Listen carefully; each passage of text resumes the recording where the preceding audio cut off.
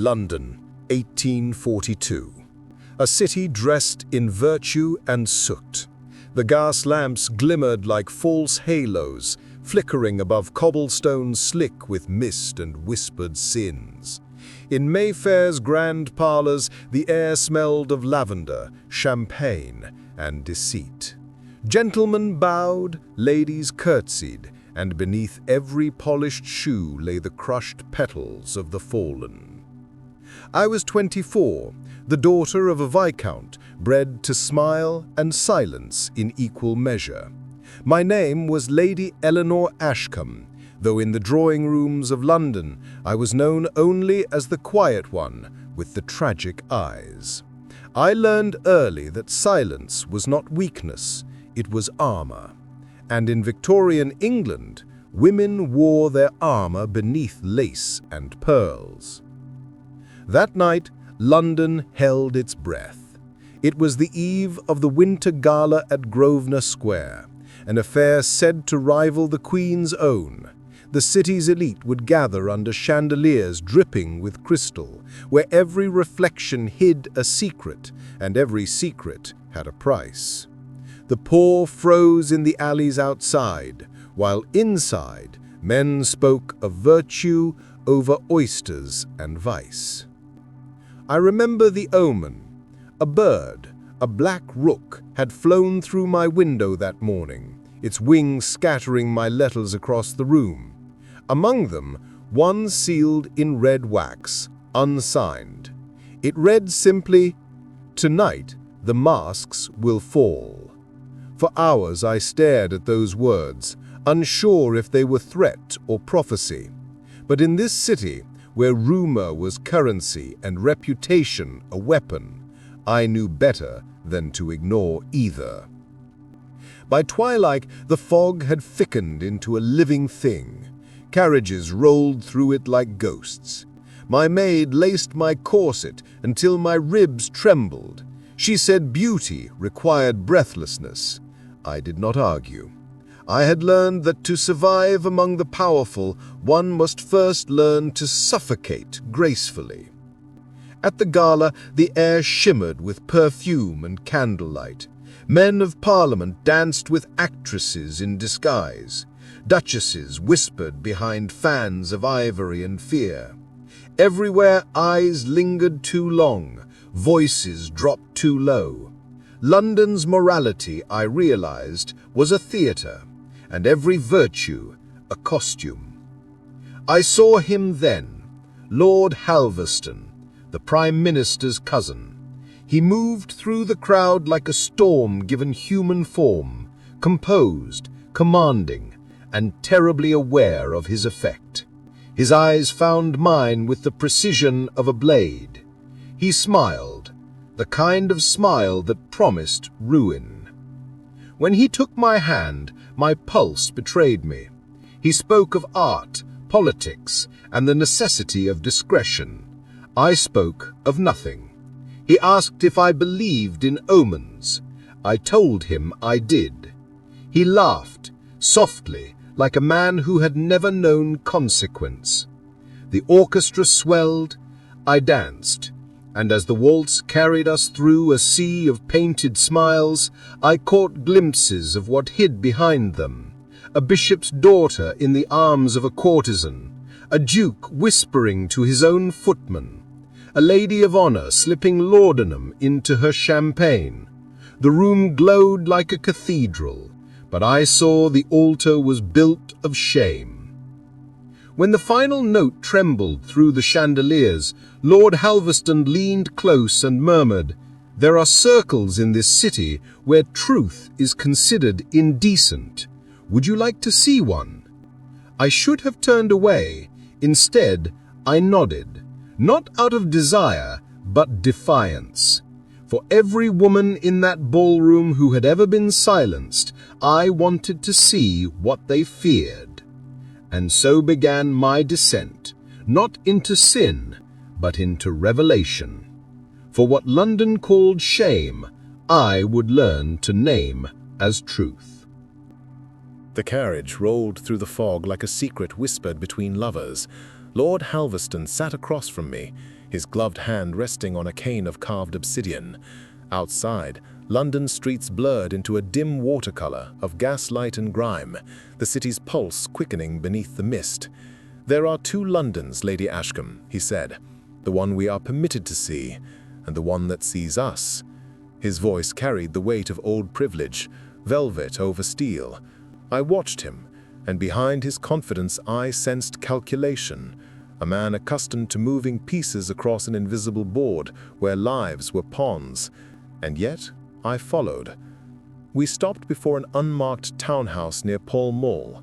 No crest, no guards, only a black door and the faintest hum of violins drifting from within. When he offered his hand, I hesitated, but curiosity is a hunger that civility cannot starve. Inside, the air was heavy with warmth and perfume, gardenias and smoke. A long hall stretched ahead, lined with mirrors draped in crimson silk.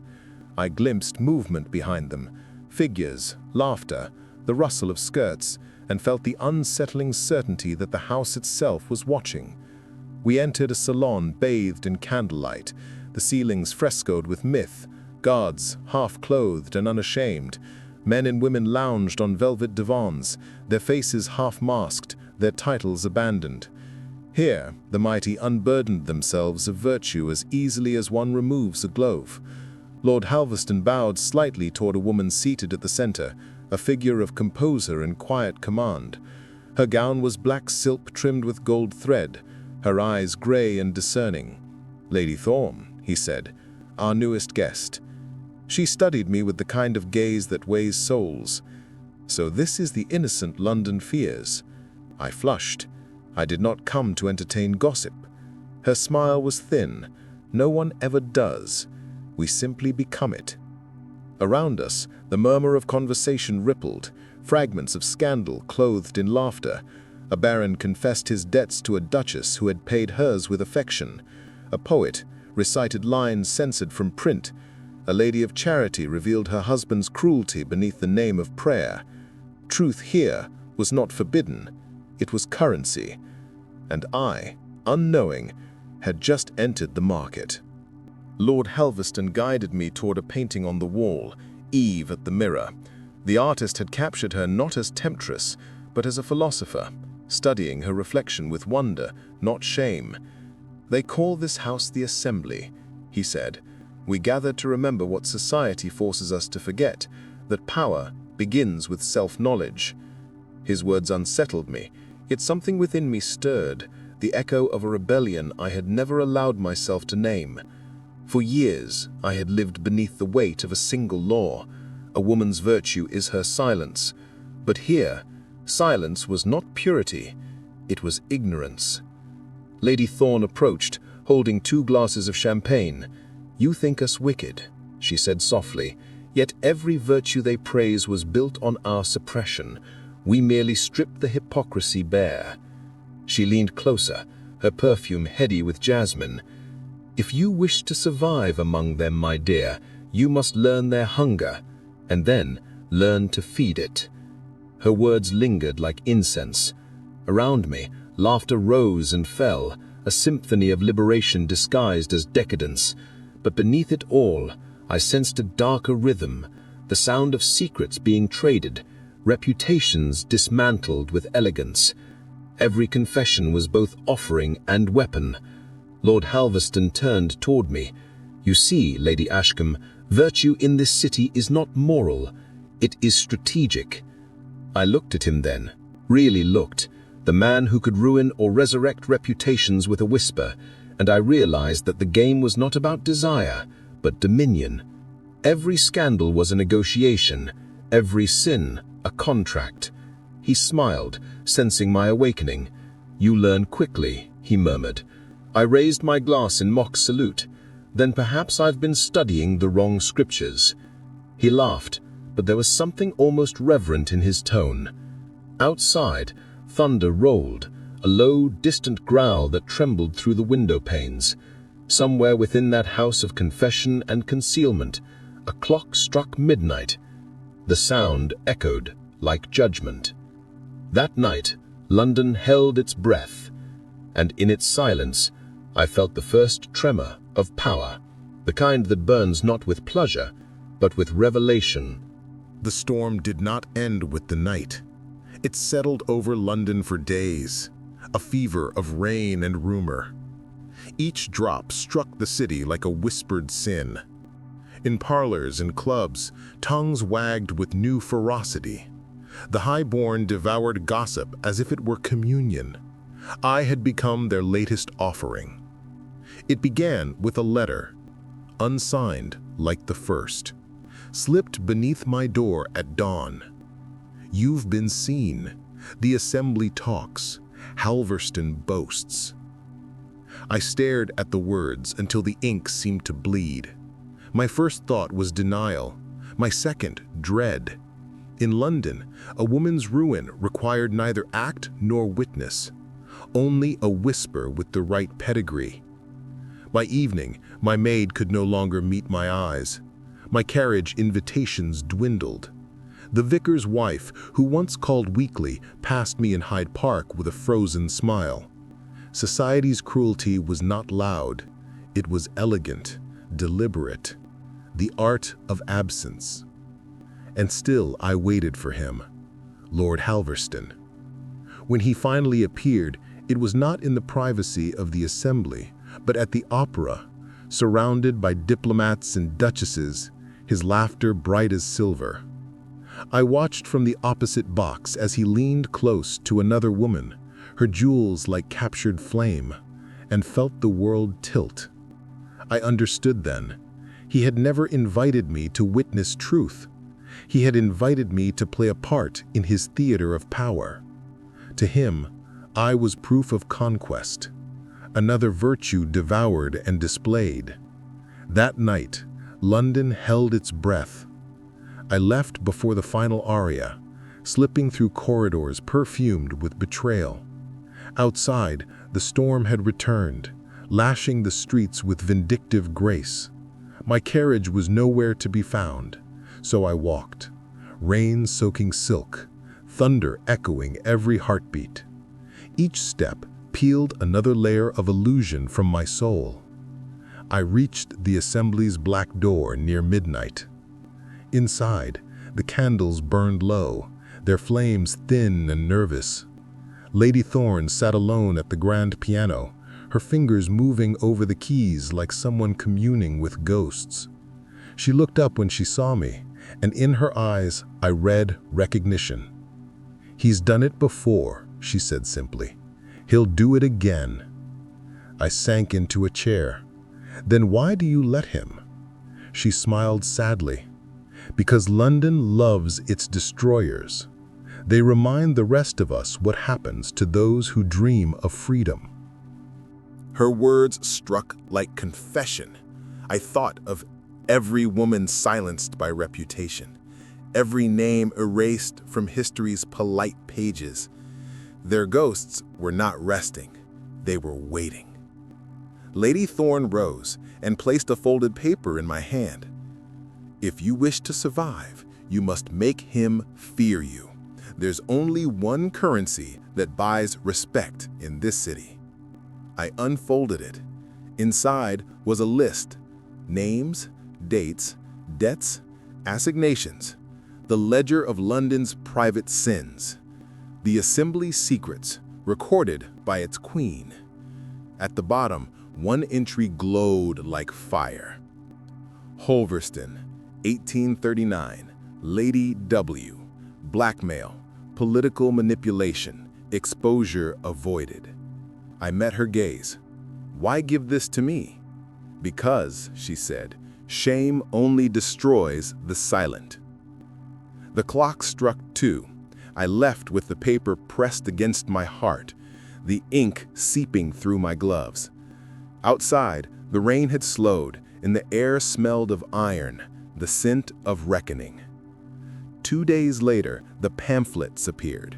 Anonymous, unsigned, printed in the cheapest ink, scattered across Westminster, Mayfair, and the very steps of the Houses of Parliament. They told of a certain lord who preyed upon the reputations of women to mask his own scandals. They named no names, but in London, Implication is execution. By dusk, Holverston's house stood dark, his servants dismissed. Whispers multiplied, growing teeth. I watched from my window as carriages arrived and left, the powerful devouring their own. Revenge should have felt like justice. Instead, it felt like ash. That night, I sat before the mirror, the same mirror that had once reflected an obedient daughter, a silent lady, a woman who mistook restraint for dignity. Now, the glass returned a stranger, pale, resolute, eyes hollowed by clarity. I whispered the words Lady Thorne had taught me. Shame only destroys the silent.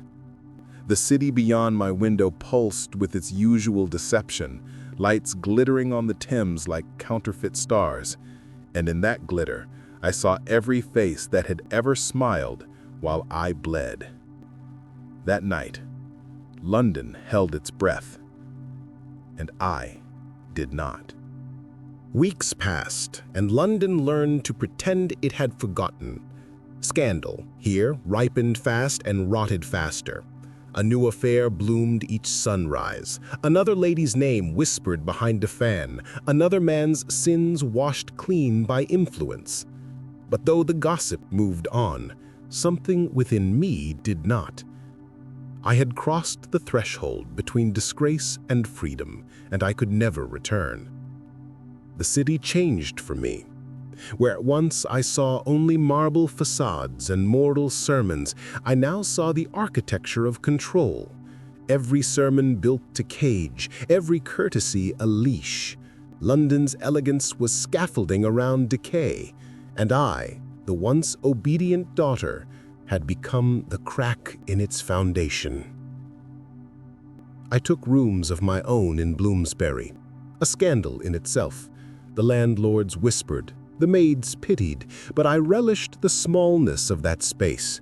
One window, one desk, one mirror, and silence that belonged to me. I began to write. Not letters, not confessions, records. By day, I copied fragments of dialogue overheard in drawing rooms, the negotiations of marriages like treaties, the language of ownership masked as affection. At night, I shaped those fragments into essays under a false name, The Observer. They appeared in cheap journals sold on Fleet Street, the sort the nobility would never admit to reading but secretly devoured. I wrote of hypocrisy, of women traded for alliances, of virtue worn as disguise. Each column ended with a single refrain. That night, London held its breath. The phrase caught. Within a month, street vendors shouted it like a chant. The anonymous voice unsettled the powerful. Ministers debated censorship. Clergymen denounced the female mind ungoverned by modesty. I smiled. I had given them a phantom to fear. Yet power never comes without consequence. One evening, a note arrived. No signature, only a crest pressed faintly into the wax. Halverston's serpent and scepter. It read, "We are not finished." I felt neither terror nor triumph, only inevitability. The next day, I returned to the assembly. Lady Thorne awaited me, her composure a masterpiece as always. "You've become an idea," she said. "Ideas draw both worship and knives." "I don't seek either, only truth." She smiled sadly. "Truth is never alone. It brings ruin as companion." Her warning proved prophecy. Within a week, Halverston struck back. Anonymous accusations flooded the papers. The Observer was called immoral, foreign, perhaps even male. My landlord was bribed to evict me. Printers refused my pages. They said my words endangered society's peace. But ideas, once born, do not die. They migrate. Copies of my banned essays spread through factories and servants' quarters, read aloud in kitchens, memorized by governesses, whispered by the laundresses who pressed the gowns of queens. My disgrace had become their vocabulary. And I discovered a strange peace. When you have nothing left to lose, the world cannot bargain with your silence. That night, London held its breath, and I walked alone along the embankment, the river swollen with rain. The lamps threw halos on the water, and in each reflection I saw a fragment of the woman I had been, obedient, frightened, gilded in expectation. The current shattered her face into ripples and carried it away. Somewhere behind me, the bells of St. Paul's tolled midnight. I thought of Lady Thorne's words, of every woman who had hidden her intellect behind embroidery, her rage behind prayer. I whispered to the darkness, "They will remember us, if not our names." The wind rose, catching my veil and hurling it into the Thames. I let it go. For the first time since the night of the gala, I felt breath fill my lungs without pain. That night, London held its breath, and I exhaled. Years have a curious mercy. They erase faces, but not echoes. By 1891, the London that once caged me had reinvented itself. The horse-drawn carriages still rattled over the cobblestones, but electricity had begun to pierce the fog, and even hypocrisy required modernization. The old salons were gone, replaced by reading rooms and suffragist circles. Yet beneath the progress beat the same guarded heart, a city terrified of the women it had created. I lived quietly in Sussex then, under another name. The newspapers occasionally printed nostalgic sketches of The Observer, speculating whether the anonymous pen had belonged to a clergyman, a statesman, perhaps even a foreign spy. None imagined a viscount's daughter exiled among wild roses and sea mist. Sometimes I visited London in memory. I would see the ballroom at Grosvenor Square, its chandeliers long dimmed, the Assembly, now a gentlemen's club for reformers who spoke loudly of liberty but trembled before truth. Lady Thorne's portrait hung in the foyer, mislabeled benefactress of the arts. They had forgotten her sermons of fire and shame. They remembered only her elegance. Such is history's gentlest cruelty. It embalms rebellion in flattery. Halverston? His ruin became legend. The scandal that began with my silence and ended with my pen unseated him from Parliament. Yet death restored his dignity. The broadsheets called him a man too passionate for his age. London forgave him in marble and epitaphs. But the women he broke left no monuments, only the ripple of their defiance carried by voices he never thought could speak.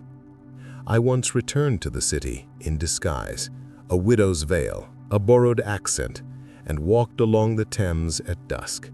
Street children were selling pamphlets titled "The Rights of Women," quoting phrases that were once mine. I bought one for a penny.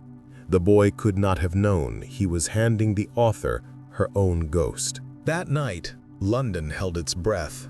The tide licked the embankment steps, the same water that had taken my veil years before. I thought of that younger self, trembling, corseted, desperate for permission to exist. I wanted to tell her that salvation had never been in the hands of men or God, but in the audacity to speak her own name. The wind carried music from a nearby tavern, laughter, not derision. Women were drinking alongside men, not equals yet, but visible. And visibility, I had learned, is the first rebellion. As darkness gathered, I felt the city watching me again, not as prey, but as witness. London, ancient shapeshifter, absorbing sin into sermon, shame into spectacle, truth into rumor. It would one day claim to have birthed its own awakening. Perhaps it did. Perhaps we all conspire with our oppressors when we outlive them. In my small Sussex study, I kept one relic, the rook's feather from the night of the omen. Its edges had dulled to brown, but each time I touched it, I remembered the letter. Tonight, the masks will fall. They had, and the faces beneath, though monstrous, were human. On the evening I finally set down my pen, the lamps outside flickered into their new electric glow. The world was changing faster than rumor could travel. I felt the pulse of the city, miles away, restless and unfinished. Somewhere a girl was reading The Observer by stolen candlelight, realizing that silence was a choice. Somewhere a man was realizing that virtue cannot be legislated, only lived. I closed my eyes. The rain began again, gentle, forgiving. That night, London held its breath, and this time when it exhaled, it spoke my name not as scandal, but as story.